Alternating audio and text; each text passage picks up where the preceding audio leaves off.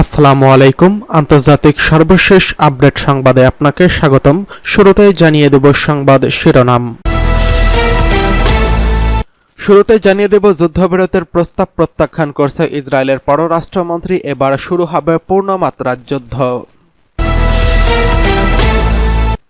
জানিয়ে দেব এবার চীনের সামরিক মহড়া নিয়ে সতর্ক অবস্থানে রয়েছে তাইওয়ানে যে কোনো মুহূর্তে যুদ্ধ বাধতে পারে।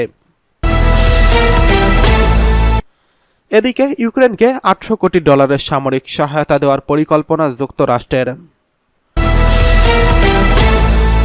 সর্বশেষ জানিয়ে দেব অস্ট্রেলিয়ার নাগরিকদের লেবানন ছাড়তে বলেছে অস্ট্রেলিয়ার প্রধানমন্ত্রী। এতক্ষণ শুনছিলেন সংবাদ শিরোনাম, এবারে বিস্তারিত। যুদ্ধবিরতির প্রস্তাব প্রত্যাখ্যান করছেন ইসরায়েলের পররাষ্ট্রমন্ত্রী। এবার শুরু হবে পূর্ণমাত্রার আগ্রাসন। যুক্তরাষ্ট্র ও ফ্রান্সের আহ্বানে জানানো 21 দিনের যুদ্ধবিরতির প্রস্তাব প্রত্যাখ্যান করছেন ইসরায়েলের পররাষ্ট্রমন্ত্রী ইসরায়েল কাটজ। বৃহস্পতিবার 26 সেপ্টেম্বর সামাজিক যোগাযোগ মাধ্যম এক্সে দেওয়া এক বিবৃতিতে তিনি বলেন, উত্তরে কোনো যুদ্ধবিরতি হবে না। আমরা হিজবুল্লাহ সন্ত্রাসী সংগঠনের বিরুদ্ধে লড়াই চালিয়ে যাব। উত্তরাঞ্চলের বাসিন্দাদের নিরাপদে ঘরে ফিরিয়ে আনার জন্য সম্পূর্ণ শক্তি দিয়ে লড়াই করব। ব্রিটিশ বার্তা সংস্থা রয়টার্স এই খবর জানিয়েছেন। বুধবার জাতিসংঘের সাধারণ পরিষদের সমাবেশে এসে যুক্তরাষ্ট্র, ফ্রান্স এবং কয়েকটি মিত্রদেশ ইসরায়েল লেবানন সীমান্ত জুড়ে 21 দিনের যুদ্ধবিরতি কার্যকরের আহ্বান জানায়। একই সঙ্গে গাজায় যুদ্ধবিরতি কার্যকরের প্রস্তাব দেয় দেশগুলো। লেবাননের প্রধানমন্ত্রী নাজিব মিকাতি আশা করছিলেন খুব শীঘ্রই যুদ্ধবিরতির চুক্তি সম্ভব হবে, কিন্তু এখন ইসরায়েলি পররাষ্ট্রমন্ত্রীর বক্তব্যে লেবাননে উত্তেজনা বাড়িয়ে তুলছে এবং স্থল আক্রমণের আশঙ্কা সৃষ্টি হচ্ছে। জাতিসংঘে ভাষণ দিতে গিয়ে নিউ ইয়র্কে যাওয়ার সময় ইসরায়েলি প্রধানমন্ত্রী নেতানিয়াহু বলেন, তিনি এখনও যুদ্ধবিরতির প্রস্তাবের বিষয়ে নিজের প্রতিক্রিয়া জানায়নি, বরং সেনাবাহিনীকে যুদ্ধ চালিয়ে যাওয়ার নির্দেশ দিয়েছেন। তার সরকার কট্টরপন্থীরা বলছে ইসরায়েলের যুদ্ধবিরতির প্রস্তাব প্রত্যাখ্যান করা উচিত এবং হিজবুল্লাহর বিরুদ্ধে আক্রমণ চালিয়ে যাওয়া উচিত। ওই দিক থেকে ওই এলাকায় আক্রমণ অব্যাহত রেখেছে ইসরায়েলি বাহিনী।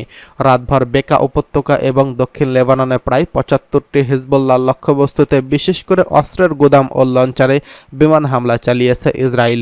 সর্বশেষ লেবাননের ইউনিয়ন শহরে 3 তলা একটি ভবনে আঘাত। ইসরায়েলি বাহিনীর হামলায় 23 সিরিয়ান নাগরিক নিহত হয়, যাদের বেশিরভাগই নারী ও শিশু।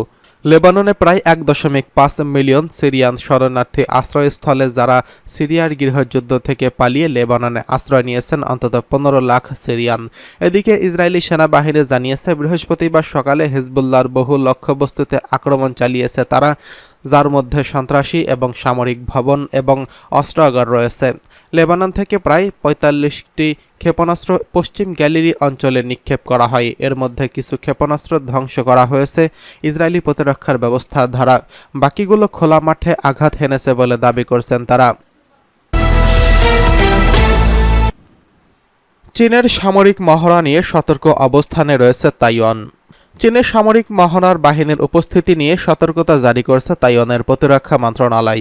দ্বীপটির আশপাশে চীনের সামরিক মহড়ার তৎপরতা বৃদ্ধি, প্রশিক্ষণে তাজা গুলি ব্যবহার করায় বৃহস্পতিবার 26 সেপ্টেম্বর এই সিদ্ধান্ত নেয় তাইপে। ব্রিটিশ বার্তা সংস্থা রয়টার্স এই খবর জানিয়েছেন।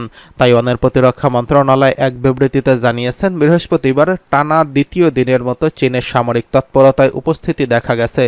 যুদ্ধজাহাজ এবং 29টি বিমানসহ বেশ বড় পরিসরে মহড়ার আয়োজন করছিল বেইজিং। মহড়ায় তাজা গুলি ব্যবহৃত হয়েছে বলে মন্ত্রণালয় জানিয়েছেন।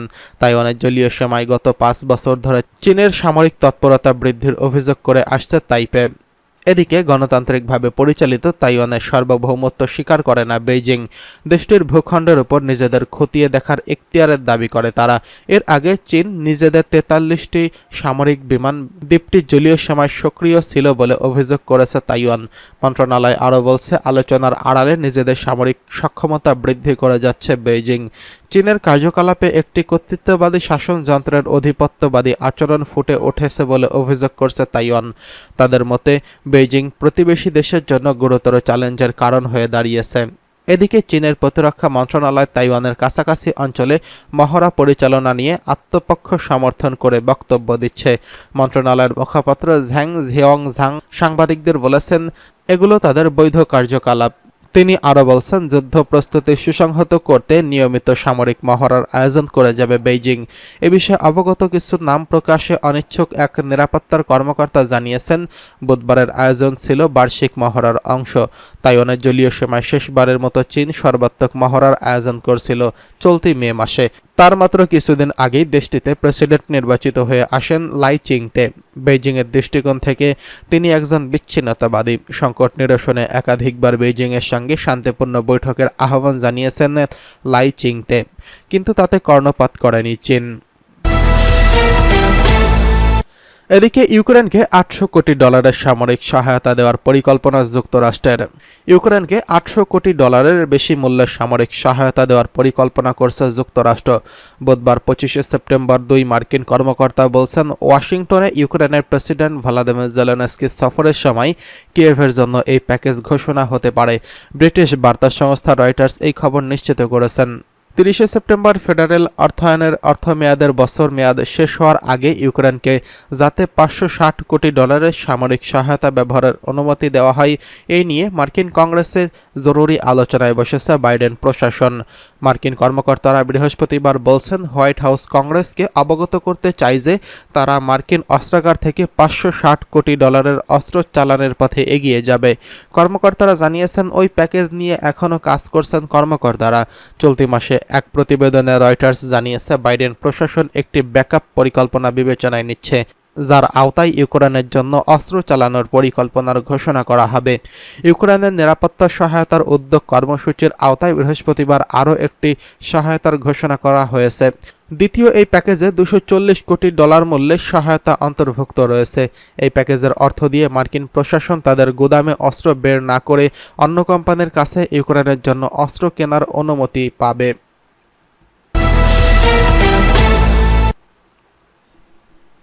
এদিকে অস্ট্রেলিয়ার নাগরিকদের লেবানন ছাড়তে বলা হয়েছে। নিজেদের 15,000 নাগরিককে লেবাননের রাজধানী বৈরুত ত্যাগ করার আহ্বান জানিয়েছে অস্ট্রেলিয়া। হঠাৎ করেই বৈরুত বিমানবন্দর বন্ধ হয়ে যেতে পারে, আর সে কারণে নিজেদের মানুষদের সরিয়ে নিতে চায় অস্ট্রেলিয়া। বুধবারেও ইসরায়েলি বিমান হামলায় 72 জন নিহত হয়েছেন। ইসরায়েলি সামরিক বাহিনীর প্রধান জানিয়েছেন, তারা লেবাননের স্থল অভিযান চালাতে পারে। এদিকে ব্রিটেনে লেবানন থেকে তাদের সেনাদের সাইপ্রাসে সরিয়ে নিয়েছেন।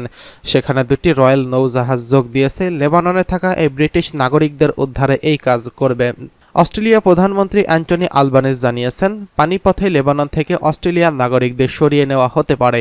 জাতিসংঘের সাধারণ পরিষদে দেওয়া অস্ট্রেলিয়ার পররাষ্ট্রমন্ত্রী পেনি অং বলেন, বৈরুতের বিমানবন্দর দীর্ঘ সময়ের জন্য বন্ধ হয়ে যেতে পারে। এছাড়া অস্ট্রেলিয়ানদের জন্য দ্রুত লেবানন ত্যাগ করা উচিত।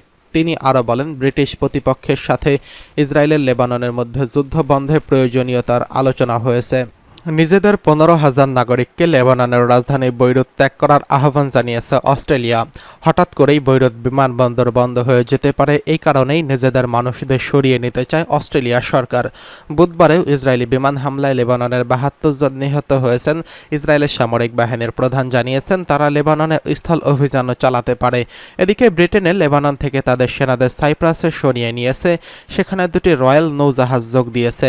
লেবাননে থাকা ব্রিটিশ নাগরিকদের উদ্ধারে এই জাহাজ কাজ করবে।